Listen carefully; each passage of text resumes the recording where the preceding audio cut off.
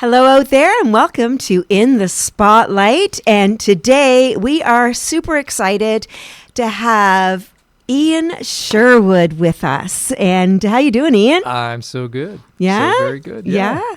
Yeah, well, we're just anxious to hear all about your musical journey, and of course, I've been doing some research and listening to your stuff, and right. and I absolutely love it. So this is a treat for us. Oh, well, it's a treat to be here. That's great. And you've done research. Oh my gosh. Now of course.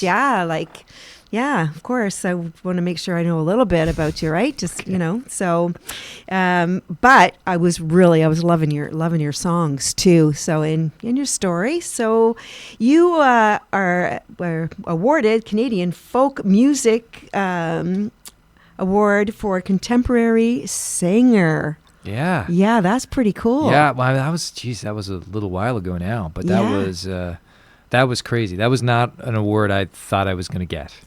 It was one of these things where it was for a record that was just a record I made in between two other studio records. It was a live, off the floor kind of thing. Yeah. We just got an audience, got 50 friends to come together. I gave them free wine, set up some mics, and we just recorded some songs to have something in between these two other studio records that I was doing.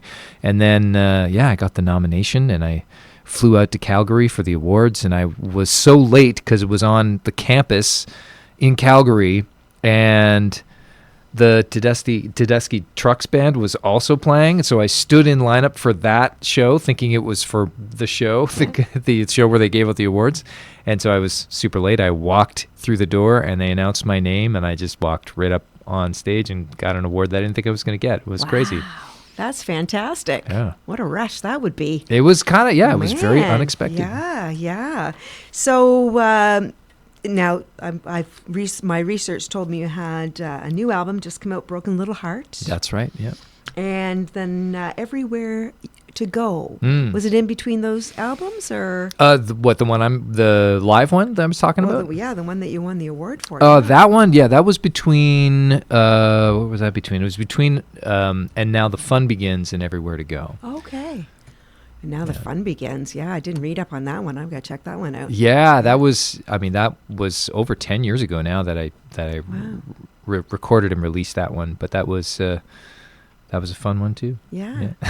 So I'm gonna backtrack right now and go back to your beginnings. Okay. Right. So you were a saxophone player, correct? That's right. And so, how old were you then? Like how'd you get started with all of this crazy music ride? Right. Thing. How'd you get in this business? Those questions. I don't know. I kind of just sort of rolled into it. It was, my parents are not musicians and they're not entertainers. They're, my mom's a nurse, my dad is a computer guy, and very science oriented family, but they love music and they like the arts, so I was never dissuaded from doing it, but I really kind of just found it, and it was something that I enjoyed doing. And I didn't enjoy doing all the other things that go along with what they were doing, right? It just wasn't I didn't take to it very well, so I don't know, I just I sang in a lot of choirs when I was growing up. I did all like the musicals in high school, and like to play different instruments. And then when I went to university, I did a degree in economics, just because it seemed like the natural thing to do. And then I don't know, I paid for most of university by playing music, and so I was like, oh, okay, I guess I'll give this a shot. And then I never really looked back. Yeah, very kept cool. doing that. Yeah, very cool.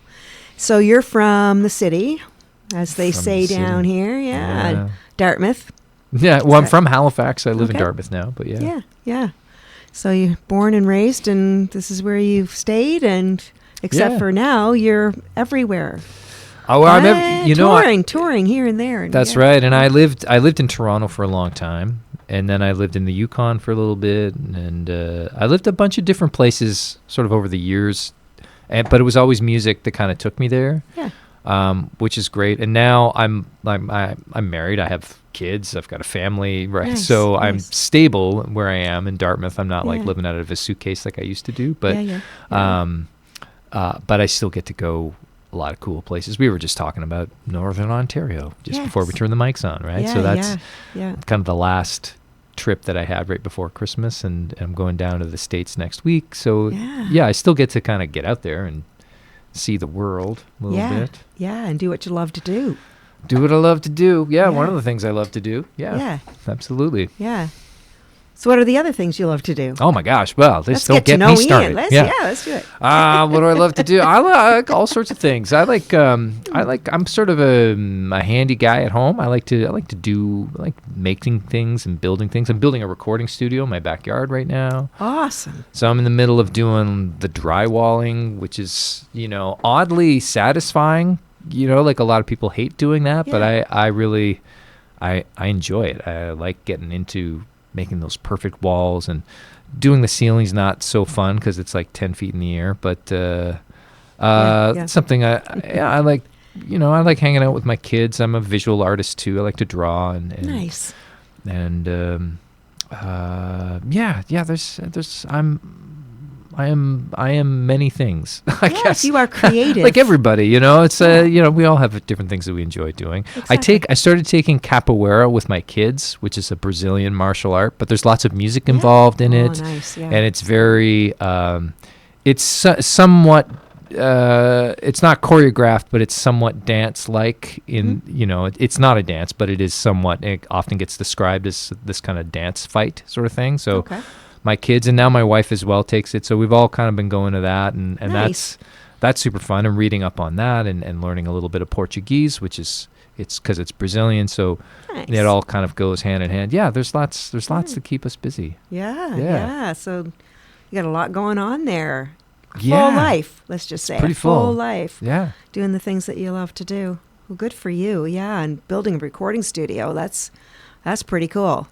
Yeah. I'm anxious. Very cool. Well, I'm anxious to get out of the basement. The kids want me out of the basement. So, and we just got a dog, and the dog makes it impossible to record in the house now. There are reasons for it. I mean, I'm gonna enjoy having this space, but it did not come too soon. That's for sure. All right. Well, if we're ever down that way, we'll reach out, maybe come by and have a little peek at your recording studio. Oh my gosh! Yeah, please do. Great. Be great. So, so you explained that your parents weren't musical. You just came upon it. So let's talk about your influences. So who are your influences in your music life? I think about this every now and then. Like a song will play on the radio. I'm like, oh yeah, I used to listen to a lot of that artist, and then I can never remember who they are later. I mean, I listened to, when I first started songwriting, I listened to a lot of Tom Waits. Like that was, and I was listening to a lot of, strangely enough, Bruce Hornsby. He had a couple of live records that I thought were really, I kind of got into him through that portal. And then when I was learning saxophone, it was like the usual suspects, like John Coltrane and Cannibal Adderley and Dexter Gordon and Lester Young and like all the sax players, but also Pat Metheny and Bela Fleck, and I listened to a lot of jazzy stuff, because that was what I was studying at the time. That I'm sure has an influence in what I do, and growing up, my parents were big Billy Joel fans. We had a bunch of Billy Joel records that we listened to, and ABBA. Of course. Yes. These are records that I remember we used to take trips to Cape Breton all the time, and they had like 3 tapes that they would play. Nice. And my sister and I just knew every lyric to every song on those tapes. And it was Billy Joel, Greatest Hits, ABBA Gold, and there must have been another one in there. I'm drawing a blank on it right now, but those 2 were in constant rotation. Nice. Yeah. Nice. Big ABBA fan. We have an ABBA tribute coming here to the Astor Theater. Oh, get out. Yeah, it's coming up in, I don't know, next few months, I guess. Oh, yeah. Not the same as the real deal, but yeah. Yeah. Well, you're not going to get that these days, I don't think. No. But we have a lot of respect for the tribute artists, too, because, it's nice to keep memory of those performances alive, and, and of course we support the Astor Theater greatly. So now you're a songwriter. And what inspires you when you're songwriting? When I first started songwriting, I would just kind of wait for the muse to hit me. Like it could be, something I was feeling, or a movie scene that I saw, or just walking down the street and you sort of see a character and you're like, oh, I wonder what that story is, and you kind of, and as you get older and you get, life gets busier, and you have to start carving time out to do it, and you sort of understand it a little more. It's not so much a pastime; it's your job. So. I really have to sit down and make myself right, kind of treat it like a job every day. I don't get to it every day. There are phases, where I go, I have to do other things. But right now, instruments kind of influence me. So if I know that, okay, I've got an hour today, every day I'm going to put an hour in, or whatever the time is, I'm going to sit at the piano, and that's going to make me think of something different, play in a different way, because I'm not really a great piano player, so I'm limited in what I can do, and that, to me, kind of forces my brain into a different state, and so I start thinking about things in a different way, which maybe causes you to write something a little bit different. Going for walks is always good. I like to go for walks, so having time to go for a walk with the purpose of writing a song usually gets something going. But it is, I am at a point now where I kind of have to make it happen. I have to put the time aside and do it, as opposed, I can't just wait for the doorbell to ring anymore. Like there's just a lot of other things going on. Are you a wake up in the middle of the night kind of guy where you might get like a line will come into your head and think, oh, that would be a really good hook for a song, or would be like McCartney or Keith Richards or someone like that. No, that's never happened to me. I gotta say, no, I've often wished it had, because I love those stories of, like you hear about famous people and they're like, oh, that song came because he woke up and then he just happened to have his notepad there, or his, that's never happened to me. I mean, I've had songs come to me, for lack of a better term, divinely, like they just sort of come to you and you write them down and you're like, holy cow, that was special. That has happened, but I've always sort of been ready for it. It's like I was ready to write a song and it came out pretty quickly. I had an instrument in hand, and sometimes I will think of something while I'm out and about, and I always have my phone on me now, so that's where I make my little voice notes and whatnot. But those notes, 9 times out of 10, at best, they're not very good. You go back later and you listen to them, you're like, oh yeah, that wasn't quite as magical as I thought it was in the moment. And that happens too. That happens a lot. But you have to kind of go through all that stuff to find the gems. So when you write, is it the lyric, the melody, or both? It's both for me. Okay. Yeah. Some people just they'll write a poem and then they'll put music to it, or they'll write music and then they'll put some lyrics to it. But I generally, like, the melody has to inform the spirit of the lyric, for me anyway. So when I write, I'm almost always doing them at the same time. Like, like whether or not I say and or depends on, sonically and melodically where the song is, right? So it's important for me to have them both at the same time. Cool. Yeah. That's lovely. Yeah. I'm kind of like the same. Oh, yeah. So I'm always interested when I'm doing interviews, especially with songwriters, like, how does it all happen for them, right? Because it's, it's an art onto itself, but I don't think there's like one way to do it. I think everybody's different, right? That's right. Yeah. And so very, very cool. And I know the listeners want to know these things, because out there in our listening world, people are, they're musicians and they're listening in because they're growing, or they're like our good friend Easton here, our videographer, who's also a performer and singer and all of that. Yeah. So a little bit of encouragement for the youngins out there that are just getting their start. Yeah, absolutely. There's no right or wrong way. No. It's just the way that works for you, and it'll work for you today, and it might not work for you tomorrow, and then you got to find a different way. So it's the creative process is it's elusive. Yeah. Can be. Well, speaking of songwriting, I'm wondering if you wouldn't mind doing a song for us. I don't mind at all. Yes. So Tell us a little bit about the song that you've chosen to share with us today. I'm going to play a song from my new record. This is a tune that it's kind of like a tune in three parts. I wrote it during the pandemic, mostly while I was at a hotel, a little motel over on PEI with my family. My wife is an actor, and she was doing a show over there, so we had a couple days where we were just staying in this motel. And a lot of it just kind of came to me then. And I think it kind of speaks for itself a little bit.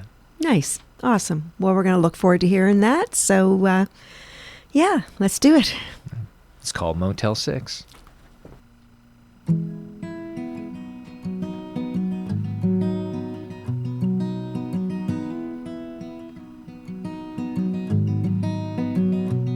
There's a Motel 6 off the freeway, flying a flag off the old maypole.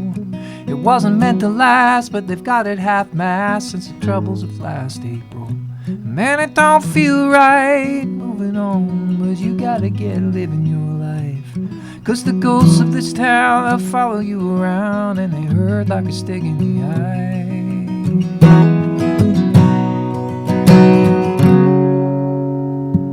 Well, they say I don't see the big picture, or maybe I was born too late. But their eyes are sad when they say they're mad and the freedoms are taken away. Yeah, I know this girl in the city, and she says that it's gone too far. There are people with problems, I'd like to help solve them, but not in my backyard. And if you're looking for a light switch, don't wait until the room is dark. And if you're looking to love something, don't wait until it falls apart. Forget what we did, what's done is done. Get up now, it's time to run. We sing a song in the middle of the night just to stay calm in the middle of the fight.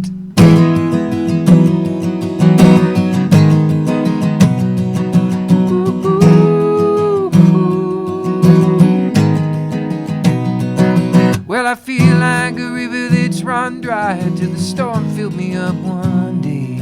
Now my banks are breaking and I'm running the risk of washing us all away. I can still see you running over red dunes in your bare feet and your sister's jeans. Yeah, you sing your songs loud 'cause you love the sound and you don't give a damn what it means. If you're looking for a light switch, don't wait until the room is dark. Looking to love something, don't wait until it falls apart. Forget what we did, what's done is done. Get up now, it's time to run. We sing a song in the middle of the night just to stay calm in the middle of the fight. We sing a song in the middle of the night just to stay calm in the middle of the fight.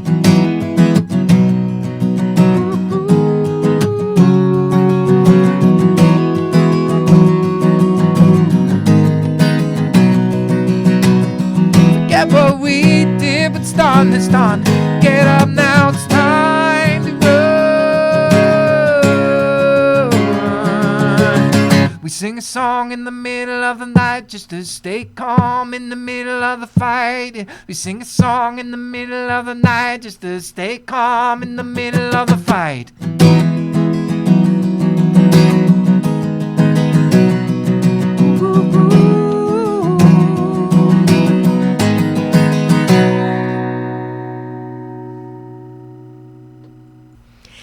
Great song, Ian. Thank you. Thanks love the lyric in there. So, what's the story behind that song? That song. Well, I started writing that. When did I start writing it? Well, during the pandemic, I wrote a lot of it at a hotel or a little motel over on PEI that I was staying at with my family. Like the whole, I can see you running over red dunes is my kids kind of playing outside on the beach. The first verse is kind of a little bit about the tragedies that happened here in Nova Scotia with our mass killing that happened right at the top of the pandemic in April. Yeah. The second verse is kind of like we moved into a new neighborhood during the pandemic had sort of like this kind of NIMBY attitudes, that we were discovering with some people and some in ourselves as well. Like it's a lot. Like there's a lot going on in that song. Yeah. So it's kind of like it's a song in 3 acts. But the whole album is supposed to be hopeful. So the whole message of the song is basically, there are things that you need to contend with, including, passing the torch on to the next generation. So, but there's hope at the end of the tunnel because of them. I don't know. I think It sings better than it is ever explained. Yeah, no, I mean, that's awesome. Yeah, because around that time, too, when we were in that, the COVID pocket kind of thing, and right. everything was so crazy, right? It was like restrictions and stuff is, almost imprisoned in our homes and don't go near people. But I love that sing a song in the middle of the night, A lot of things happen in the middle of the night, right? That's true. A lot of thoughts, a lot of stuff. So now you've got this most recent album, Broken Little Heart. Tell me about that album. Well, it's the name of the record comes from a song on the record called Broken Little Heart, and it's a song I wrote with Ron Sexsmith, who's a lot of people probably know who he is, singer-songwriter.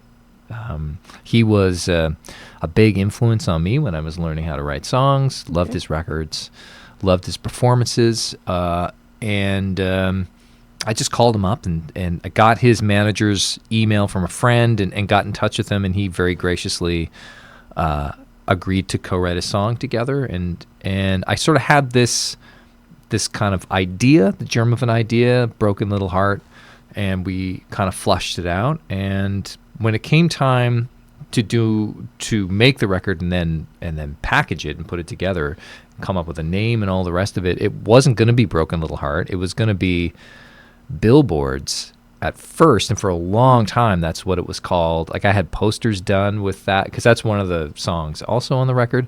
And I was having trouble doing the art for the records. Nothing seemed to look right. And then I was like, I don't think this record's called Billboards. I don't think that actually makes a lot of sense. I think it's called Broken Little Heart. And then all of a sudden things just came, like all the things kind of locked together, and I'm like, oh, this makes a lot of sense, and everything. It seemed to kind of have a nice way to kind of tie everything together. Did I answer your question? Yeah. Maybe I did. Yeah. No. Maybe I meandered. I don't know. It just kind of caught me when I was like going online, getting to know you virtually before we were going to meet up, right? And so where is that album available for the listeners? It's all over the internet. So if you want to stream it, it's on Spotify, Apple Music. Bandcamp's a great place if you want to go purchase it, or you can come to a show. I have vinyl records, CDs. Yeah. All that. So it's wherever fine streaming is sold is where you can find it. Excellent. That's very important. Very important.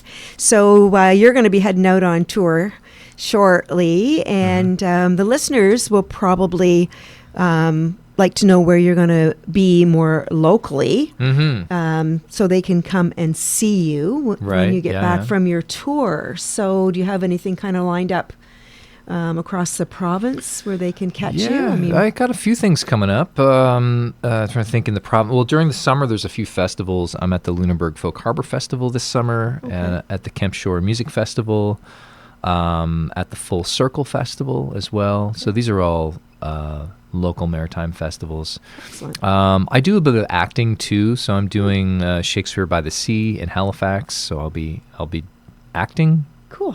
In that part, I'm also singing and playing instruments as well. Excellent. So, and my website's a great place to find all that kind of stuff out, because sometimes there's a little pop-up show or a house concert that doesn't necessarily get a lot of attention. Like you won't see a poster for it, but it doesn't mean you can't come to it. So if you're going to my website, you might see a little something that might be, in your own neighborhood that you can come and check out. They're always a lot of fun playing in people's living rooms. You get a very different vibe from that show. So they just Google Ian Sherwood and it'll pop up. Yeah, IanSherwood.com. That's my website. Yeah. Excellent. So the crazy question that I was going to ask you was, gosh, all right. yes, I'm ready for it. you're up in the middle of the night singing songs and stuff in your song, which Okay. is wonderful. Can't right. say I haven't done that myself before in my life, and but inquiring minds want to know, like you're hungry, you want something to eat, and Mm-hmm. so if you had the choice between pizza or nachos, what would it be? Nachos. Nachos all the Yeah. way. Yeah. I mean, I like Right on. pizza, and I make a lot of pizza, Yeah. but I just had nachos the other night, and it's just like we had a little bit of leftover chicken. We had some avocados that needed to be eaten, and we had some really nice sharp cheddar cheese. And I was like, this is a no-brainer. Of course, nachos.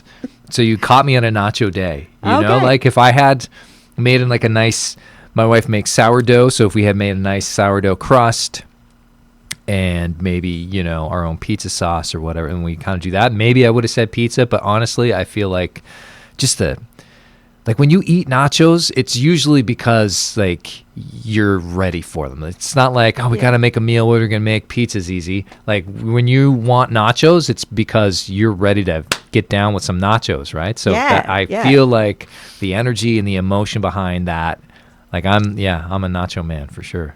Nacho Man. There's a song. Oh, no, that was Macho Man. Yeah, but Nacho Man. There's a song. All right. I know inquiring minds want to know.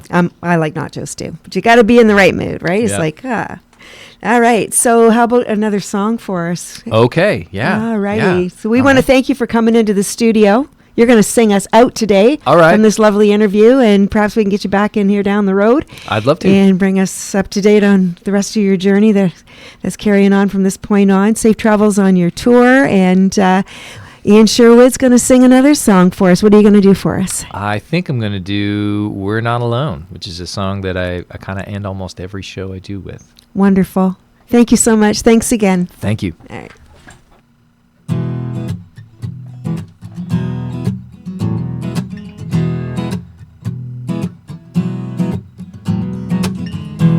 Painted silver by the stars, waves wash the rocks as we watch from the roof of our car.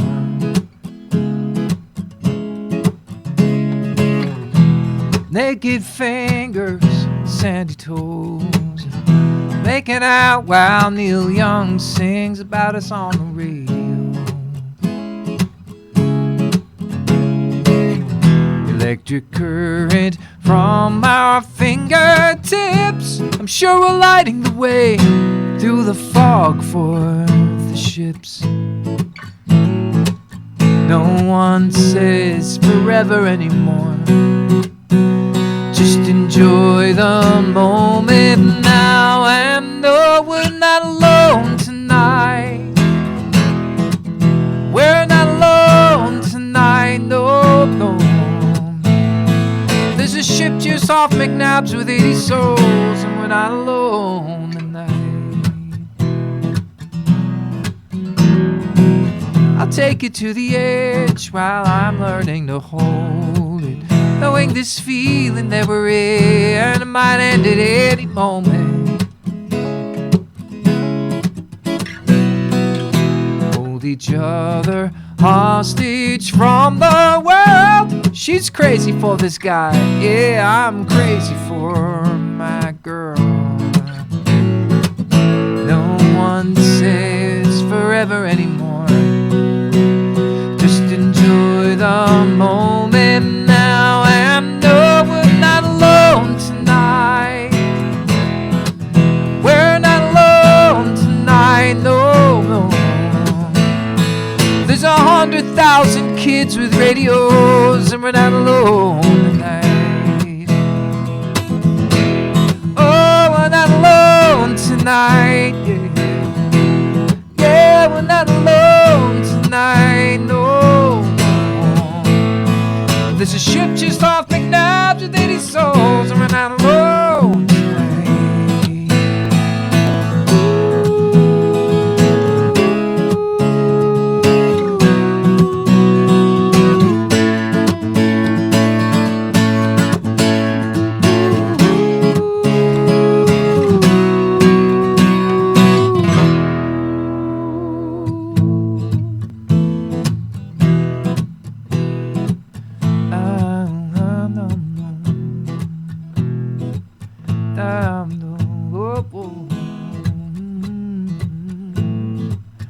We're not alone tonight.